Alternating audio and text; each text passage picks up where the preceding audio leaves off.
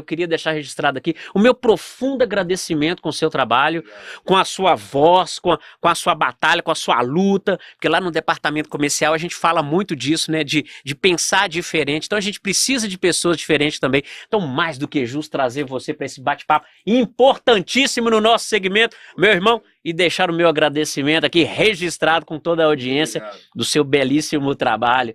E parceiro também, né, meu irmão? Com certeza. Aqui, e aí, nessa conversa toda, o que que você está achando disso? Qual que é a sua vivência também, a sua experiência? O que que te transformou esse lugar de debate? Eu gostei muito aqui aficionado no que a Tânia está falando. Assim, é de fato uma realidade hoje que a gente vê no mercado. E esses praticamente quase 6 anos, né, que a gente está juntos lá na Netmóveis, eu passei por outras empresas, mas eu vejo que hoje, o que a Tânia falou de estourar a bolha é muito importante, porque hoje, na Netmóveis, onde a gente está inserido, a gente tem esse viés de questão de equidade, inclusive nós temos líderes lá, uma líder mulher e negra.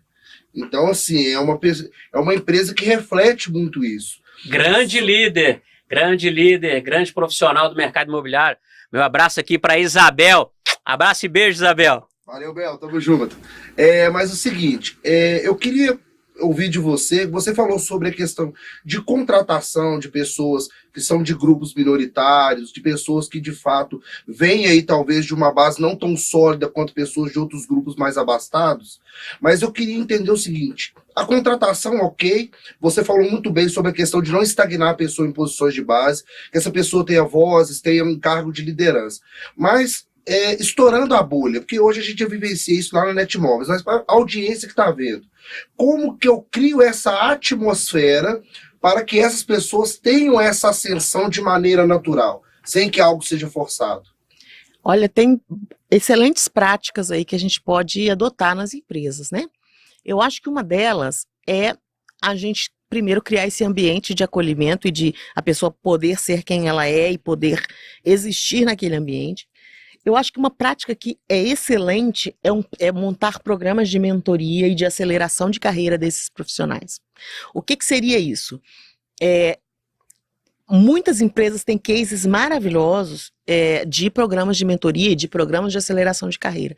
O que seria isso? Você coloca essas pessoas de grupos subrepresentados, pessoas que geralmente não tiveram o mesmo acesso que as outras pessoas, e elas passam por um período onde elas vão ser mentoradas por algum executivo daquela empresa, que vai mostrando para ela ali quais foram os caminhos das pedras que ele percorreu, ao passo que também alguém ali do RH ou business partner, enfim, acompanha para que ela monte o seu programa de desenvolvimento individual, e você acompanha aquele profissional durante um intervalo de tempo, fazendo também ali um trabalho de empoderamento, um trabalho de que ela reconheça a potência que ela é, porque muitas vezes, como a nossa história muitas vezes é vendida como uma história não valorizada, essas pessoas não conseguem olhar para a sua linha do tempo, para a sua trajetória e encontrar potência nelas.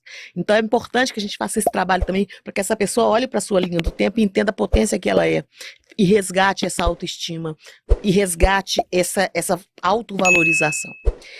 E aí, depois dessa jornada, onde ela vai passar por essa mentoria, onde ela vai passar por desenhar esse programa de desenvolvimento individual, e você também pode aí ajudar subsidiando aquilo que ela pode ainda ter que evoluir em algum ponto, seja um inglês, seja um curso que ela precisa fazer, enfim. E aí você olha depois, você expõe essa pessoa para um board de executivos, por exemplo, para que ela tenha a possibilidade de fazer ali um pitch e de se mostrar, porque a gente sabe que as pessoas desses grupos, muitas vezes, nas empresas, elas sofrem uma coisa que a gente chama de apagamento histórico. As pessoas às vezes passam por essas pessoas e não as enxergam. Não as vê, é como se elas não existissem, né? Já foi feito até estudos em que eles colocam essas pessoas durante dias e as outras pessoas passam por elas como se elas não existissem ali, como se fosse um quadro na parede, um negócio. Então é importante que a gente tenha essa intencionalidade de dar esse holofote para que essa pessoa se revele, para que ela mostre tudo que ela tem para mostrar. quando você faz isso, isso normalmente é muito bem sucedido nas empresas. Você consegue acelerar essa carreira, você consegue evoluir essa pessoa. E é importante entender que todo mundo ganha nisso. Você ganha, o profissional ganha, e aquele executivo que você colocou para mentorar aquela pessoa, ele também ganha, porque a gente sabe que existe uma coisa chamada mentoria reversa. Porque quando você ele também, que nunca, às vezes, teve a oportunidade de conviver com alguém daquele grupo, aquela furada de bolha que eu falei, ele começa a perceber e ele começa a falar, caramba, eu nunca sabia que era daí que vocês partiam, não sabia que a vivência de vocês era isso. Então, todo mundo ganha nesse processo. Quando troca, a pessoa desenvolve, né? Eu costumo dizer que quem compartilha, cresce. Perfeito. Porque a ideia é talvez uma diminuição, né? Eu estou passando uma experiência, ela deixa de ser minha, você vai se apropriar daquilo, e talvez até vira contra mim.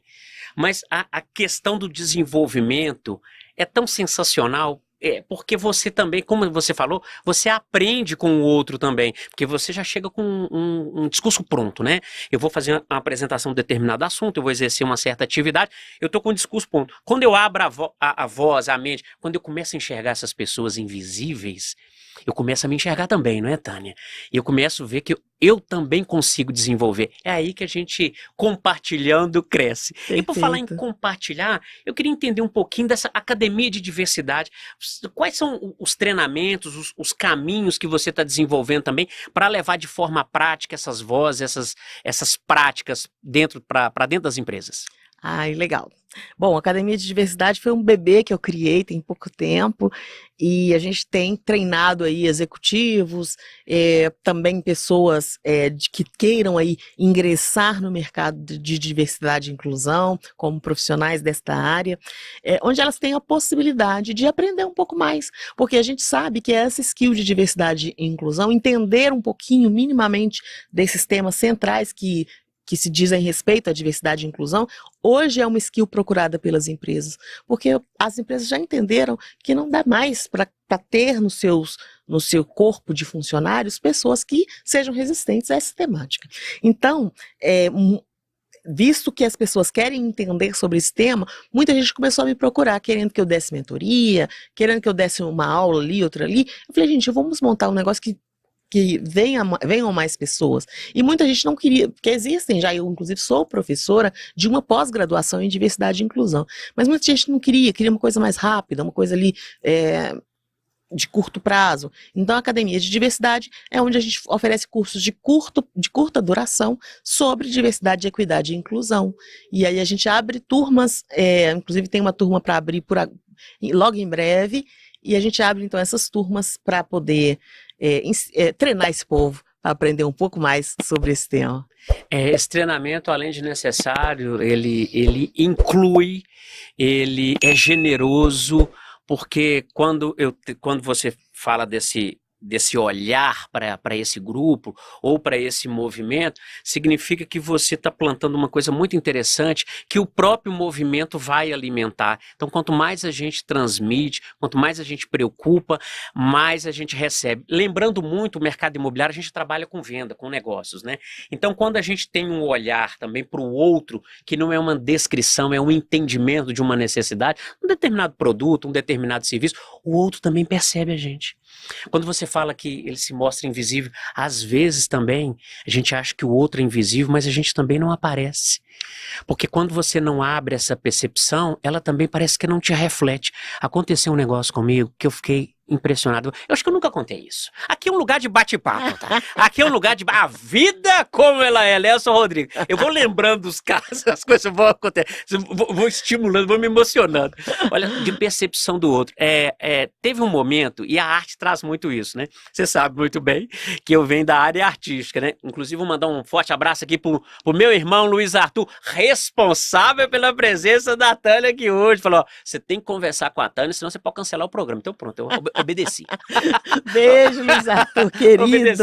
Adoro. Olha só, o que acontece? Eu estava fazendo um espetáculo do escritor português José Saramago, um ensaio sobre a cegueira, um texto maravilhoso, maravilhoso.